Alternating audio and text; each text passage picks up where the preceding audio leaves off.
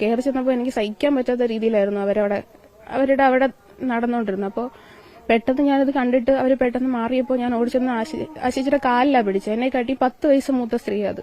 അപ്പോൾ അവരുടെ കാലിൽ ചെന്ന് പിടിച്ചോണ്ട് ചേച്ചി എന്റെ ജീവിതം നശിപ്പിക്കരുത്, എന്റെ ഏട്ടനെ എനിക്ക് തിരിച്ചു തരണം, ഞങ്ങളുടെ കുടുംബം നശിപ്പിക്കരുത് ചേച്ചി എന്ന് പറഞ്ഞ് കാലിൽ പിടിച്ചാ ഞാൻ കരഞ്ഞു.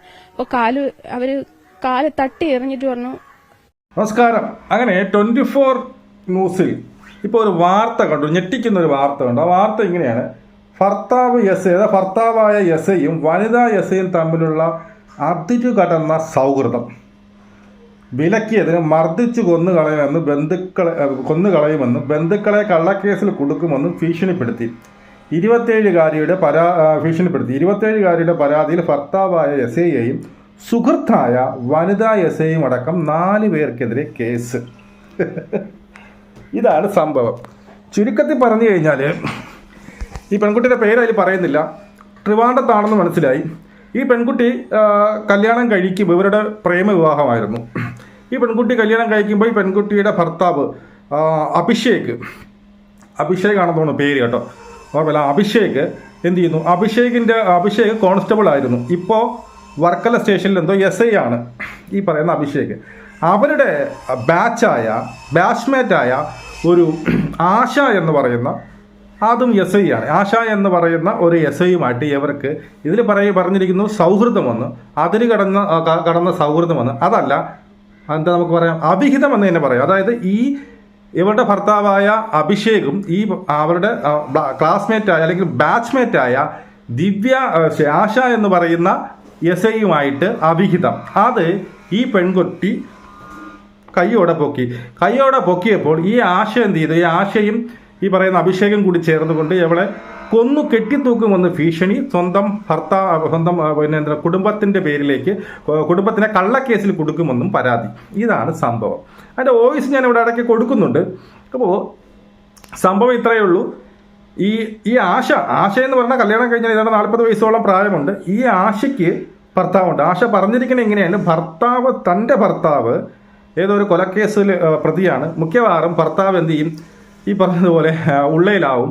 അപ്പോൾ എനിക്ക് അഭിഷേകിനെ വേണം, എൻ്റെ ഭർത്താവിനെ വേണം, നീ വേണമെങ്കിൽ പോയി വേറെ പെണ്ണ് കെട്ടോ ജീവിക്കുകയോ എന്തോ ചെയ്തോ, പക്ഷെ എനിക്ക് അഭിഷേകിനെ വേണം, എനിക്ക് അവനെ വേണം, നീ വേണമെങ്കിൽ വിചരിച്ചോ എന്നൊക്കെയാണ് ഈ പറയുന്ന ആശ SI പറഞ്ഞിരിക്കുന്നത്. അപ്പം ഈ ഭർത്താവിനെ തിരിച്ചു വേണമെന്ന് പറഞ്ഞുകൊണ്ടാണ് ഈ പെൺകുട്ടി കേസ് കൊടുത്തിരിക്കുന്നത്. ഞാൻ പറഞ്ഞു, ഈ ഭർത്താവിനെ ഇനി തിരിച്ചു കിട്ടിയിട്ട് എന്ത് ചെയ്യാൻ വേണ്ടിയിട്ടാണ്? എനിക്കത് മനസ്സിലാവില്ല. അപ്പോൾ രണ്ടുപേരും SI ആണ്. ഈ പറയുന്ന ഇവളുടെ ഭർത്താവും ആശ രണ്ടുപേരും SI ആണ്. രണ്ടുപേർക്കും അവിഹിതം ഉണ്ട്. അപ്പോൾ ആ ഒരു അധികാരത്തിൻ്റെ ഹുങ്കാണ് ഇവരെ കാണിക്കുന്നത്. അതായത് വട്ടിയൂർക്കാവിൽ എന്തോ ഇവരൊരു വീട് വാടകയ്ക്ക് എടുത്ത് താമസിച്ചിരുന്നു. ഈ ആശയും ഈ പറയുന്ന ഇവളുടെ ഭർത്താവ് അഭിഷേകാണെന്ന് തോന്നട്ടെ പേര്, അഭിഷേകും ഈ പറയുന്ന പെൺകുട്ടിയായിട്ട് വാടക വീടെടുത്ത് താമസിച്ചിരുന്നു. അതിനുശേഷം ഈ പെൺകുട്ടിയെ പറഞ്ഞു വിട്ടു, ഈ വീട് ഞാൻ ഒഴിയാൻ പോകുന്നു എന്നൊക്കെ പറഞ്ഞു വിട്ടു. അതിനുശേഷം പിന്നെ അങ്ങോട്ടുള്ള ദിവസങ്ങളിൽ ഈ പെൺകുട്ടിയെ എന്ത് ചെയ്യുന്നില്ല, ഈ പെൺകുട്ടി ഭർത്താവിനെ ഫോൺ ചെയ്തിട്ട് പലയായിട്ടൊന്നും സംസാരിക്കുന്നത്, ഞാൻ പിന്നെ വിളിക്കാമെന്ന് അവോയ്ഡ് ചെയ്ത് ഇവർക്ക് ചെറിയൊരു അകൽച്ച തോന്നി. അങ്ങനെ ഒരു ദിവസം ഒരു സുപ്രഭാതത്തിൽ ആരോടും പറയാതെ ഈ പെൺകുട്ടി നേരെ വട്ടിയൂർക്കാവിൽ ചെന്ന് ഇവിടെ അവിടെ ഈ പറയുന്ന സ്വന്തം ഭർത്താവായ SIയും ഭർത്താവിൻ്റെ കൂട്ടുകാരിയായ മറ്റൊരു SI ആശയും കൂടി അവിടെ അങ്ങനെ നിൽപ്പുണ്ട്. അവരവിടെ കുടുംബമായിട്ട് താമസിക്കുകയാണ്. ഇതറിഞ്ഞ പെൺകുട്ടി എന്ത് ചെയ്തു? ഭർത്താവുമായിട്ട് കലഹിക്കുന്നു.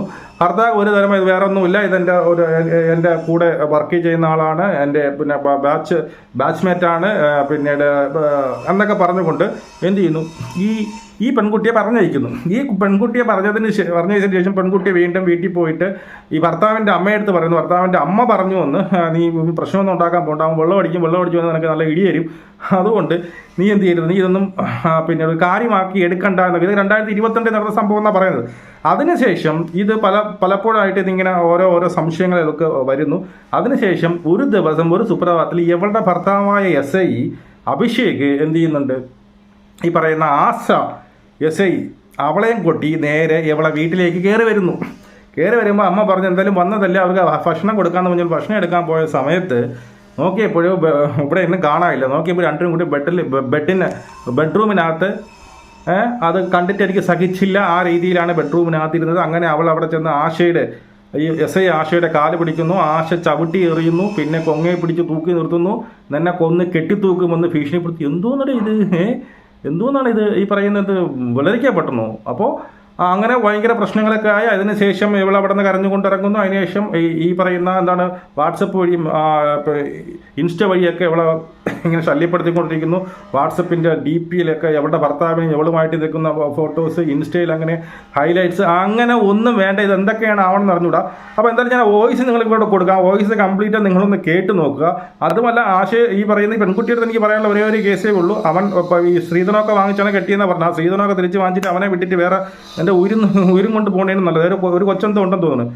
അല്ലാതെ ഇവനെ ഇനി രണ്ടാമതും പോയി കഴിഞ്ഞ് കെട്ടിക്കഴിഞ്ഞാൽ അല്ല, ഇവരുടെയൊക്കെ ഹുങ്ക് നോക്കി ഇതിനെയൊക്കെ അടിച്ചു നോക്കി കെട്ടിത്തൂക്കിയിട്ട് അത് കള്ളക്കേസാക്കാൻ എനിക്ക് അറിയാം. അത് ആത്മഹത്യയാക്കി തീർക്കാൻ അറിയാം. ഇവിടെ സംഭവം മൊത്തം ഇതന്നെ നടക്കുന്നത്. നമ്മളിപ്പോൾ എത്രയും കാണുന്നില്ലേ, നവീൻ ബാബു ആയ കേസ് കണ്ടില്ലേ.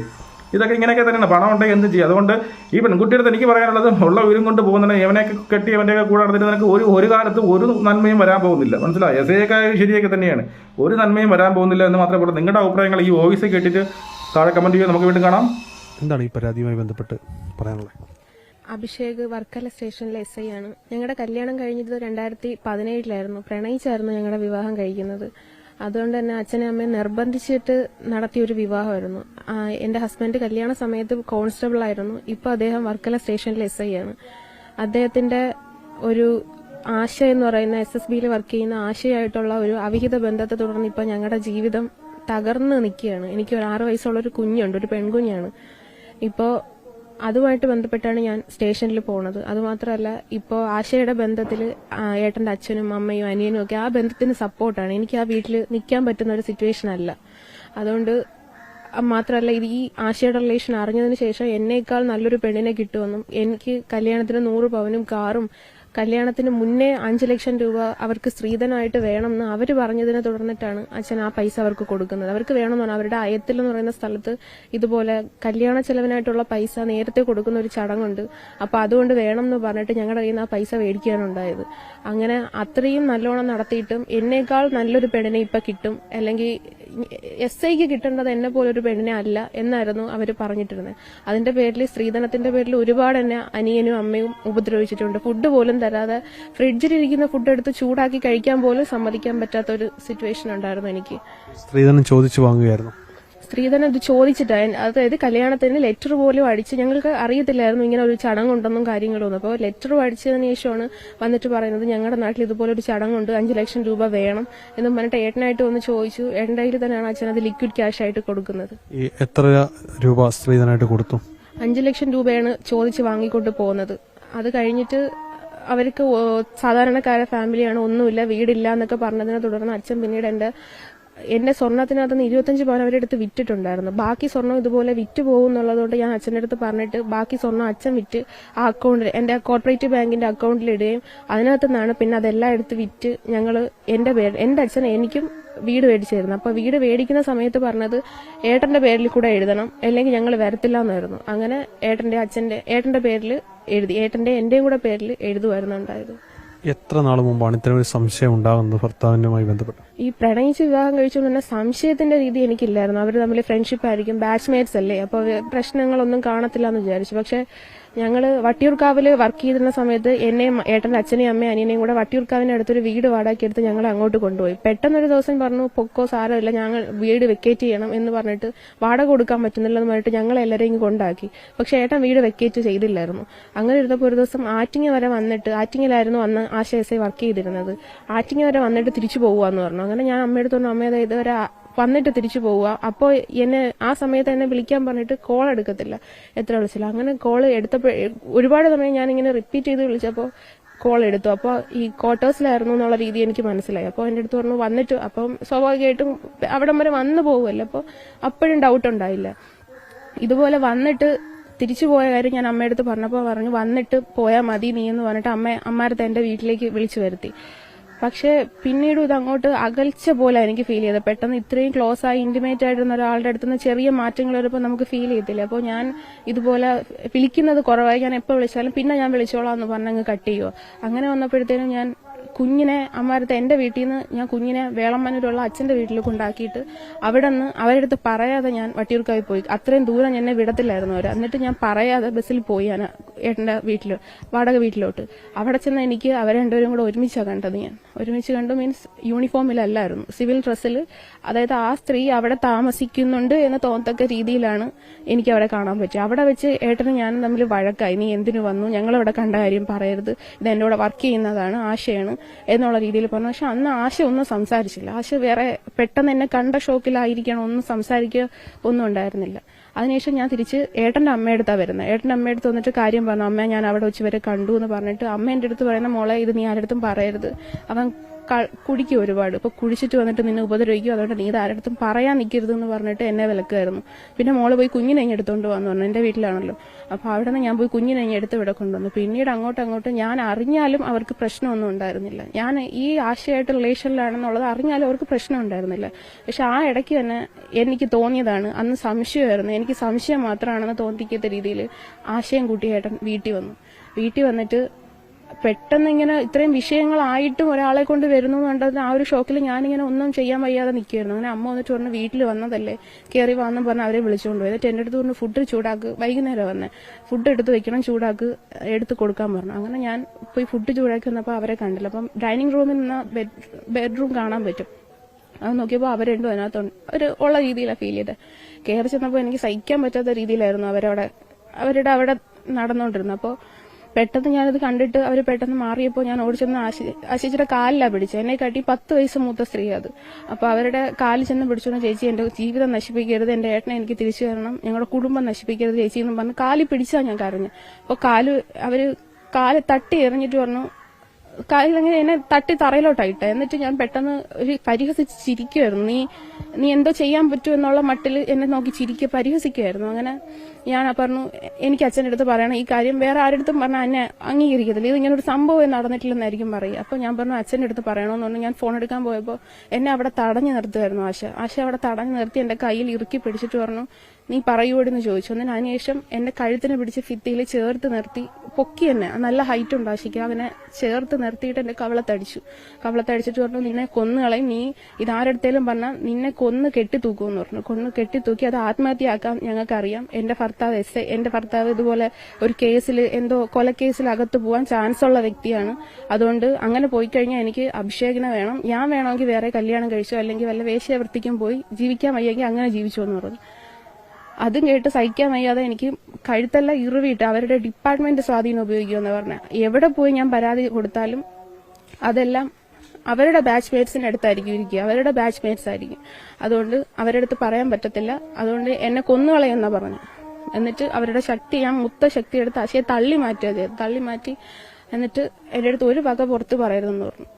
അങ്ങനെയായിരുന്നു സംഭവം നടന്നത്. ഇത് 2021 സംഭവം. ആശയുടെ ഭർത്താവ് വീട്ടിലെപ്പോഴെങ്കിലും വന്നിട്ടുണ്ടോ? ആശയുടെ ഭർത്താവ് വീട്ടിൽ വന്നിട്ടില്ല. ഇല്ല, ആശ വന്നിട്ടുണ്ട്, ഭർത്താവ് വീട്ടിൽ വന്നിട്ടില്ല. ഫാമിലിയായിട്ട് അവർ വന്നിട്ടില്ല? ഇല്ല, ഫാമിലി ആയിട്ട് വന്നിട്ടില്ല.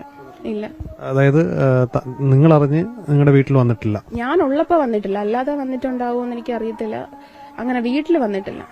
ആശ അവസാനമായി സംസാരിക്കുന്നത് എന്താണ്? ആശ ഒരുപാട് തരത്തിൽ എന്നെ പ്രൊവോക്ക് ചെയ്യുന്നുണ്ടായിരുന്നു. മെസ്സേജ് അയച്ചും കാര്യങ്ങൾ ഒരുപാട് രീതിയിൽ പ്രൊവോക്ക് ചെയ്യും. നിങ്ങൾക്ക് മെസ്സേജ് അയക്കുന്നുണ്ടായിരുന്നു? അതായത് 2 വർഷങ്ങൾക്ക് മുന്നേ മെസ്സേജ് അയക്കുമായിരുന്നു. ഇതുപോലെ നിനക്ക് വേണമെങ്കിൽ അഭിഷേകിനോട് പറയും, ഞാനായിട്ട് ഈ റിലേഷൻ നടത്തത്തില്ല, ഒരു ദിവസം കൊണ്ട് തീരുന്ന റിലേഷൻ അല്ല എന്നൊക്കെ പറഞ്ഞിട്ട് ഒരുപാട് പ്രൊവോക്ക് ചെയ്യുമായിരുന്നു. അങ്ങനെ ഞാനിത് സഹിക്കാൻ വയ്യാതെ അവരെ ബ്ലോക്ക് ചെയ്യുക ചെയ്തത്. അതിനുശേഷം ഇൻസ്റ്റാ അക്കൗണ്ടിൽ ഹൈലൈറ്റ്സ് ഇടുമായിരുന്നു, decided to fight together, we loving to together എന്ന് പറഞ്ഞ ഒരുപാട് രീതിയിൽ എന്നെ പ്രൊവോക്ക് ചെയ്യുന്നത്. അങ്ങനെ ഞാൻ ഇൻസ്റ്റാ അക്കൗണ്ട് ഡിലീറ്റ് ചെയ്തു. പക്ഷെ ഇപ്പോഴും വാട്സാപ്പിൽ ഞാൻ ബ്ലോക്കഡ് ലിസ്റ്റിൽ അവരുടെ പേര് കിടപ്പുണ്ട്. അതിനകത്ത് അവരുടെ DP, അവരുടെ ഓരോ ദിവസവും അവർ മാറ്റി ഇടുന്നത് എന്നെ പ്രൊവോക്ക് ചെയ്യും, എന്റെ ഭർത്താവ് കൊടുത്തുള്ള ഫോട്ടോസാണ്. അങ്ങനെ ലാസ്റ്റ് ഇപ്പോൾ ഞാൻ എടുത്തതെന്ന് വെച്ചാൽ, അതായത് ഞാൻ കമ്മീഷൻ മാഡത്തിന് പരാതി കൊടുത്തതിന്റെ അന്ന് ഇട്ടിരിക്കുന്നത് എന്റെ ഭർത്താവിന്റെ മാത്രം ഫോട്ടോയാണ് ആശ ഇട്ടിരിക്കുന്നത് DP. അതായിരുന്നു ലാസ്റ്റ് നടന്നത്.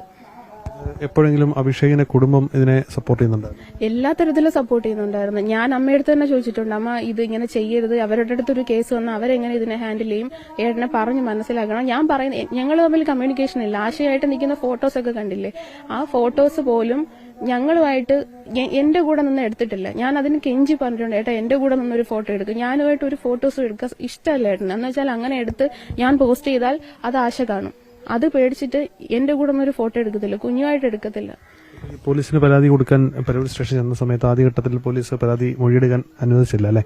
എന്തോ ഞാൻ 2 പരാതിയാണ് കൊടുത്തിരുന്നത്. 2 പരാതിക്ക് സെപ്പറേറ്റ് 2 മൊഴി എടുക്കണമെന്ന് പറഞ്ഞു. കാര്യം ആശയ്ക്കെതിരെ തന്നെയാണ് എനിക്ക് കൂടുതലും പറയാനുള്ളത്. ഡൗറിയുടെ വിഷയം പറയുമ്പോഴും ഞാനായിട്ട് ചൂസ് ചെയ്ത ലൈഫാണ്. അതിനകത്ത് വരുന്നത് ഒരു 90% ഞാൻ അനുഭവിച്ചണം എന്നുള്ള രീതിയിലാണ് ഞാൻ എന്റെ നിർബന്ധത്തിന്, പട്ടിണി കിടന്ന നിർബന്ധത്തിന് അച്ഛനെ കൊണ്ട് ഈ കല്യാണം നടത്തുന്നത്.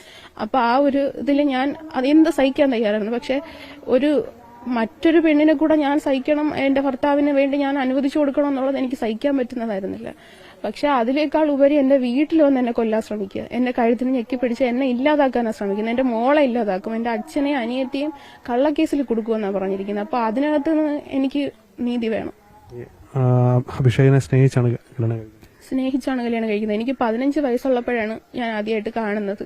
അതിനുശേഷം ഞാൻ SN ട്രസ്റ്റ് ചാത്തന്നൂർ സ്ട്രഗിൾ ചെയ്തിട്ടുള്ള കല്യാണമായിരുന്നു. ഒരുപാട് ഏട്ടൻ എന്റെ വീട്ടിൽ വന്ന് വിഷയങ്ങളൊക്കെ ആയതാ. നാട്ടിൽ എല്ലാവരും അറിഞ്ഞ് അവിടെ അടിയും വഴക്കും ഒക്കെ ആയതാ. അപ്പൊ വേറൊരു വിവാഹം അന്ന് എനിക്കും പറ്റത്തില്ലായിരുന്നു. ഇത്രയും ഒരു സിറ്റുവേഷനിൽ ഒരു പെണ്ണിനെ കൊണ്ടും പറ്റത്തില്ലായിരുന്നു. അപ്പോൾ എന്നിട്ടും അത്രയും സ്ട്രഗിൾ ചെയ്ത് ഞാൻ ഡിഗ്രി ലാസ്റ്റ് കഴിഞ്ഞതിന് ശേഷമാണ് ഏട്ടനെ കല്യാണം കഴിച്ചതായിരുന്നത്. അത്രയും സ്ട്രഗിൾ ചെയ്ത് നടത്തിയ കല്യാണം ഇത്.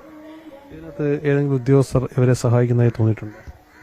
ഞാനന്ന് കമ്മീഷണർ മാഡം എന്റെ അടുത്ത് അത്രയും ജെന്യൂൻ ആയിട്ടാണ് നിന്നത്. മാഡം എന്നെ കൺസിഡർ ചെയ്യുകയായിരുന്നു ചെയ്തത്. ഒരു പെണ്ണെന്ന നിലയ്ക്കും എന്റെ കംപ്ലൈന്റ് ജെന്യൂൻ ആണെന്നുള്ള നിലയ്ക്കും മാഡം എന്റെ അടുത്ത് നിന്നത്.